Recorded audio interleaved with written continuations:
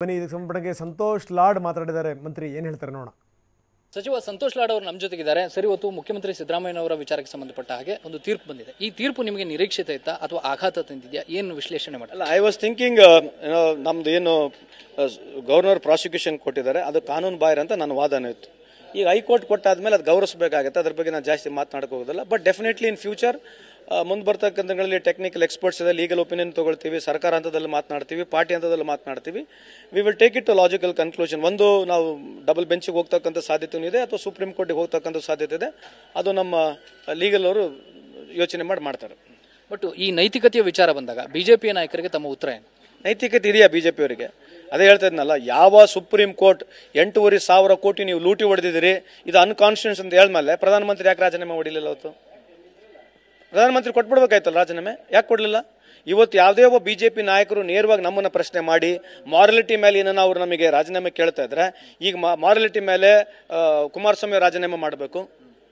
ಯಾಕಂದ್ರೆ ಮೊನ್ನೆ ತಾನೇ ನಾವು ಡಾಕ್ಯುಮೆಂಟ್ಸ್ ಕೊಟ್ಟಿದ್ದೀವಿ. ಎಲ್ಲರಿಗಿಂತ ಹೆಚ್ಚಾಗಿ ಬಿಜೆಪಿ ಎಲ್ಲ ಸಚಿವ ಸಂಪುಟ ರಾಜೀನಾಮೆ ಕೊಡಬೇಕು. ಅನ್ಕಾನ್ಸ್ಟಿಟ್ಯೂಷನ್ ಅಂತ ಹೇಳಿದ ಎಲೆಕ್ಟ್ರಲ್ ಬಾಂಡು ದಯಮಾಡಿ ಬಿಜೆಪಿಯವರು ಎಲ್ಲರಿಗೂ ಕೇಳಬೇಕು. ಇವತ್ತು ನೀವು ಸಿದ್ದರಾಮಯ್ಯ ರಾಜೀನಾಮೆ ಕೇಳ್ತಾ ಇದ್ರಿ, ಎಲೆಕ್ಟ್ರಲ್ ಬಾಂಡ್ ಅನ್ಕಾನ್ಸ್ಟಿಟ್ಯೂಷನ್ ಅಂತ ಬಂದಾಗ ನೀವ್ಯಾಕೆ ಪ್ರಧಾನಮಂತ್ರಿ ಅವರಿಗೆ ಹಂಗೆ ಉಳಿಸಿದ್ರಿ? ಯಾಕೆ ರಾಜೀನಾಮೆ ಕೇಳಿಲ್ಲ? ದಯಮಾಡಿ ನೀವು ಪ್ರತಿಯೊಬ್ಬರು ಆ ಥರ ಕೇಳಿದ್ರೆ ನೀವು ಇವತ್ತು ರಾಜೀನಾಮೆ ಕೊಡೋಕೆ ಅವ್ರಿಗೂ ಆಗ್ರಹ ಮಾಡಬೇಕಂತ ತಮ್ಮ ಮುಖಾಂತರ ಮನವಿ ಮಾಡ್ಕೊಳ್ತೀನಿ. ಈಗ ಪಕ್ಷದ ಒಳಗೆ ಒಂದಷ್ಟು ಆಂತರಿಕ ಬೆಳವಣಿಗೆಗಳು ಸಹಜವಾಗಿ ಎದ್ದೇಳ್ತವೆ.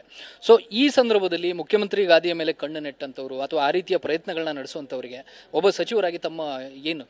ಈಗ ಅವ್ರು ಏನೇನು ಮಾತನಾಡಿದ್ದಾರೆ ಅದ್ರ ಬಗ್ಗೆ ನಾನು ಮಾತನಾಡಕ್ಕೆ ಹೋಗಲ್ಲ. But one is very clear that all ಎಲ್ಲ ಇರ್ತಕ್ಕಂಥ ಸಚಿವರುಗಳು, 136 MLAಗಳು, ಪಕ್ಷದ ಎಲ್ಲ ಕಾರ್ಯಕರ್ತರು, ಅದ್ರ ಜೊತೆಗೆ ಹೈಕಮಾಂಡು ಸಿದ್ದರಾಮಯ್ಯ ಪರವಾಗಿದ್ದೀವಿ. ಯಾವುದೇ ರೀತಿಯಾದಂಥ ಗೊಂದಲ ಬೇಡ. ಇದು ಮಾರಲಿಟಿ ಮೇಲೆ ರಾಜೀನಾಮೆ ಕೊಡಬೇಕಂತ ಹೇಳಿದ ನೀವು ಕೇಳ್ತಾ ಇದ್ದೀರಿ, ದಯಮಾಡಿ ಇದನ್ನು ಮುಂದೆ ಒಯ್ಯಬೇಡಿ. ಯಾಕಂದ್ರೆ is nothing to do with MUDA. ಇನ್ನು ಮೂಡ ಹಗರಣ ಸತ್ಯತೆ ಬಗ್ಗೆ ಅಲ್ಲ. Whether governor had got power to give prosecution or not ಅನ್ನೋದಕ್ಕೆ ಇದೆ ಕೇಸು. ಹಂಗಾಗಿ ಸೆಟ್ ಬ್ಯಾಕ್ ಅಂತ ದಯವಿಟ್ಟು ತೋರಿಸಬೇಡಿ ಅಂತ ತಮ್ಮಲ್ಲಿ ಕೈ ಮುಗಿದು ಮನವಿಯನ್ನು ಮಾಡ್ಕೊಳ್ತೀನಿ. ಈಗ ರಾಜ್ಯಪಾಲರು ಪ್ರತಿಯೊಂದು ಸರ್ಕಾರದ ನಿರ್ಧಾರಗಳನ್ನು ಕೂಡ ಪ್ರಶ್ನೆ ಮಾಡ್ತಿದ್ದಾರೆ, ಇನ್ಕ್ಲೂಡಿಂಗ್ ಅರ್ಕಾವತಿ ಇದನ್ನು ಕೂಡ ಮತ್ತೆ ರೇಸ್ ಮಾಡ್ತಾ ಇದ್ದಾರೆ. ಸೊ ಸಚಿವ ಸಂಪುಟ ಏನು ನಿರ್ಣಯ ಕೈಗೊಳ್ಳುತ್ತೆ? ಅಲ್ಲ, ಈಗ ಮೇಲ್ನೋಟದಲ್ಲಿ ನೋಡ್ತಾ ಇದ್ರೆ ಈ ಥರ ಕೇಸುಗಳು ಜನರಲ್ ಆಗಿ ಎಲ್ಲ ಗವರ್ನರ್ಗಳು ಎಲ್ಲ ಮುಖ್ಯಮಂತ್ರಿ ಮೇಲೆ ಕೊಟ್ಬಿಡ್ಬೋದು.